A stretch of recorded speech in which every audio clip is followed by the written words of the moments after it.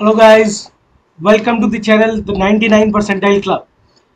I'm Dr. Nishant Gupta और आज हम डिस्कस करेंगे a set from a catalyst mock test जो बेस्ड है रेशियो एंड प्रोपोर्शन और जिसके क्वेश्चन बेस्ड है probability based. In this set it is a logic based DI जिसमें बहुत ही अमेजिंग हमें एक डेटा मिला हुआ है और इस तरह के क्वेश्चन हमें एग्जाम में भी देखने को मिलते हैं, कैट में भी देखने के लिए मिल जाते हैं. So let's start. This is the data on your screen. You can pause the video and try this set. Once you're done with the set, you can solve the questions. I'll show you the questions. Pause the video again and now try to solve this question based on the given data. Once you're done with that, we'll discuss this set. So I hope you must have tried all the questions based on the set. So let's discuss this set.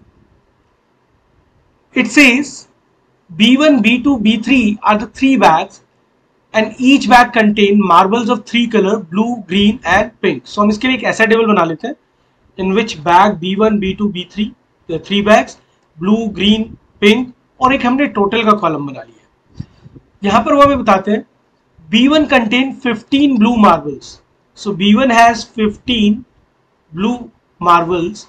And the ratio between the number of green and pink marble in B1 was 9:4, which means अगर ये marbles 9A है, so it will be 4A. Okay? और उसके साथ उन्होंने बोला हमें the probability of picking a pink marble from B1 is 2/9. अगर हम चेक करें, मान लेते हैं कि हमारे पास टोटल मार्बल्स X है, तो pink marble from the bag 1 pick करने की प्रोबेबिलिटी होगी 4A by X which is equal to 2/9 और X equal to 18A.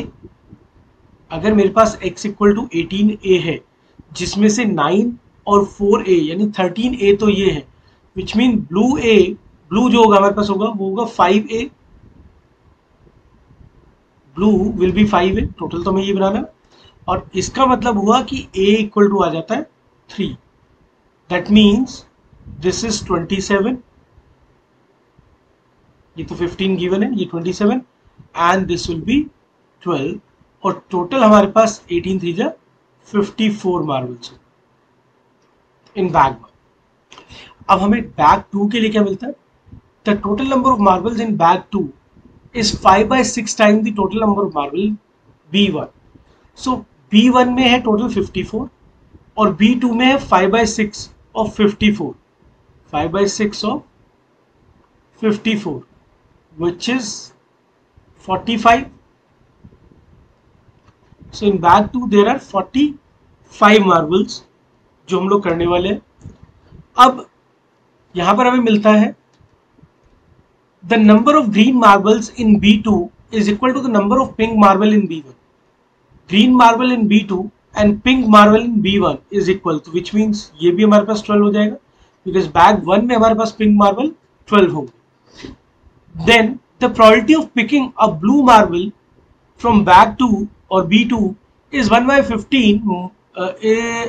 B2 is 1/15 more than the probability of picking a pink marble from B2. So अब देखो, अगर हम मान लेते हैं कि बैग 2 में हमारे पास ब्लू मार्बल्स B है और पिंक मार्बल P है. सो क्वेश्चन हमें कहता है कि the probability of picking a blue marble pick करने की प्रोबेबिलिटी क्या होगी? B/45. That is 1/15 more than the probability of picking a pink marble from B2. Pink marble P2 से पिक करने की प्रोबेबिलिटी हमारे पास है P/45 और ब्लू मार्बल की प्रोबेबिलिटी है B/45 which is 1/15 more than the probability of picking a pink marble from bag 2. तो इसका मतलब हुआ कि पिंक ब्लू की probability is equal to pink की प्रोबेबिलिटी प्लस 1/15. अच्छा, ये 1/15 को we can write 3/45 which means कि B equal to P plus 3 या फिर B minus P equal to 3 हमारे पास आ जाता है. अभी हमारे पास एक ही बात है, जैसे भी आप लिख सकते हैं इसको. टोटल हमारे पास आना है 45 जिसमें से हमारे पास ग्रीन मार्बल 12 है. इसका मतलब हुआ कि B प्लस P 33 हो जाएगा now there are two equations in two variables, तो अगर हम इस दोनों को ऐड करते हैं तो हमारे पास b का वैल्यू 18 आ जाता है और p का वैल्यू आ जाएगा हमारे पास 15। सो ये हमारा बैग 2 का काम हो जाता है। Then the next information is the number of blue marbles in bag 3 और B3 is equal to the number of pink marble in B2. So pink marble in B2 is 15. So number of blue marble in B3 is 15. ये हम यहाँ पर लिख लेंगे। Then the probability of picking a pink marble from B2, which is 1/3, 15/45, और B3 is same. तो अगर imagine करो यहाँ पर भी अगर मैं P मार्बल्स एज्यूम कर लेता हूँ, अगर मैं यहाँ पर P मार्बल्स एज्यूम कर लेता हूँ तो मेरे पास टोटल अभी नहीं है। इस इंफॉर्मेशन को अभी के लिए स्किप करते हैं और आगे बढ़ते हैं एक बार ना। The number of green marbles in B3, green marble in B3 is 2 less than the number of green marble in B1। B1 में हमारे पास ग्रीन मार्बल 27 है और B3 में ग्रीन मार्बल हमारे पास 2 कम है, इसका मतलब 25 होगा। तो अगर अब मैं पिंक मार्बल P मान लेता हूं तो मेरे पास टोटल नंबर ऑफ मार्बल हो जाएंगे 40 प्लस P। तो पिंक मार्बल के पिक करने की प्रोबेबिलिटी यहां पर होगी P/40 plus P, which is equal to the probability of picking up a pink marble from B2, और पिंक मार्बल फ्रॉम B2 की प्रोबेबिलिटी हमारे पास है 15/45 which is 1/3, which gives me 3P equal to 40 plus P और P equal to 20। तो अगर मेरे पास P20 आ जाता है तो हम यहाँ पर ये 20 रखेंगे इन दिस केस, और ये हमारे पास टोटल हो गए 60। So this is 159।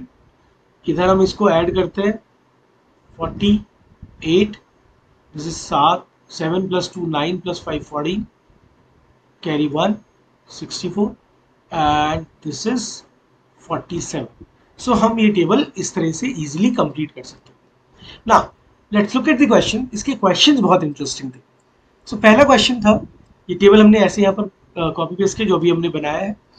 The first question is what is the total number of green marble in bag 3, in the 3 bags, sorry not bag 3, in the 3 bags. तीनों बैग में मिलाकर हमारे पास 64 green marbles. Second question is the marble of which 2 boxes should be combined such the probability of picking a blue marble is 1/3. So you can go by the options. अगर आप B1 और B2 को मिला देते हो, अगर आप B1 और B2 को मिला देते हो तो आपके पास टोटल 33 मार्बल्स हो जाते हैं ब्लू, और टोटल आपके पास हो जाते हैं 99। सो 33/99 इज 1/3। ठीक है, सो ये हमारे पास बनता है। पर हमारा एक ऑप्शन है NE2 वाला केस हम देख लेते हैं। अब अगर मैंने B1 के साथ B3 पिक किया तो 30 मार्बल होंगे, यानी टोटल आना चाहिए इनका 90। That is not the case, that is not possible. और अगर मैं B2 और B3 की बात कर रहा हूँ तो 33 है, but this total is not 99। So only B1 and B2, by picking B1 and B2 the probability of picking up a blue marble will be 1/3. The third question is very interesting. It says the number of all the bags were the marbles of all the bags were put into a new bag, and then some marbles were discarded such that the number of blue marble became equal to the number of pink marble. तो मेरे पास blue marbles pink marble के equal हो जाएगा। Now the probability of picking a green marble is 25% more than picking a blue marble. अब इसको ऐसे समझते हैं कि मेरे पास blue, green और जो pink marble है उसमें ब्लू और पिंक तो इक्वल कर दिए इन्होंने कुछ मार्बल्स रिमूव करके, लेकिन ग्रीन मार्बल को पिक करने की प्रोबेबिलिटी 25% ज्यादा है ब्लू मार्बल को पिक करने से, विच मीन्स इनका रेशियो 4:5 होगा। भाई ये इससे 25% ज्यादा होंगे तभी इसकी प्रोबेबिलिटी 25% पिक करने की ज्यादा होगी, और इसका रेशियो सेम होना चाहिए B = P। तो यानी अगर ये 4A है तो ये 5A है और ये 4A होगा। आई होप ये सभी को समझ में आ रहा है। Which means total number of marble should be a multiple of 30, जबकि मेरे पास टोटल नंबर ऑफ मार्बल आ रहा है 159।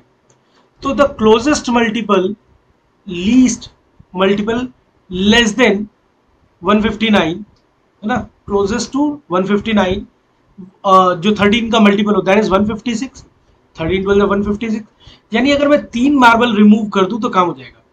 The only problem here is कि अगर मैं 156 रखता हूं, यानी मैं 3 मार्बल्स अगर रिमूव करने की बात करता हूं, तो मेरे पास in that case pink marble हो जाएगा 4/13। 4/13 मतलब 48 मार्बल्स पिंक होंगे। लेकिन अगर आप ध्यान देखिए मेरे पास टोटली 47 पिंक मार्बल है, तो हम रिमूव करके 48 तो बना ही नहीं सकते। तो इसका मतलब हुआ कि हम यहाँ पर 3 मार्बल रिमूव करके काम नहीं कर सकते, हमें फिर और कुछ नंबर रिमूव करना होगा। तो 3 तो करना ही है क्योंकि 13 का मल्टीपल बनाना है। अब इसके नीचे अगर मैं जाता हूँ तो 13 और रिमूव करना होगा, which means I should remove 16 marbles from here. जैसे मैं 16 मार्बल रिमूव करूंगा तो मेरे पास 143 मार्बल्स बचेंगे। इन 143 मार्बल्स का 4/13, 4/13 हो जाएगा कितना, 13 11 जा होता है 143। So this will be 44, this will be 55 and this will be 44। तो हमारे को यहाँ पर 4 मार्बल रिमूव करने होंगे, यहाँ पर हमारे को 9 मार्बल्स रिमूव करने होंगे, और यहाँ पर हमें 3 मार्बल्स रिमूव करने होंगे, सो दैट 44, 55 और 44 मार्बल्स हमारे पास बचे हैं। क्वेश्चन में ट्विस्ट एक और था, यहाँ पर उन्होंने पूछा था what is the minimum number of marble of a colour, not total, total नहीं पूछा 16 कितने हमें डिस्कार्ड करने, ऑफ अ कलर। तो एक मार्बल एक कलर के रिमूव करने के लिए मिनिमम 3 करने की जरूरत है। Next question was total number of marbles that should be discarded. That is 60. So guys, keep practicing. In the next session, we'll discuss some more questions. Thank you.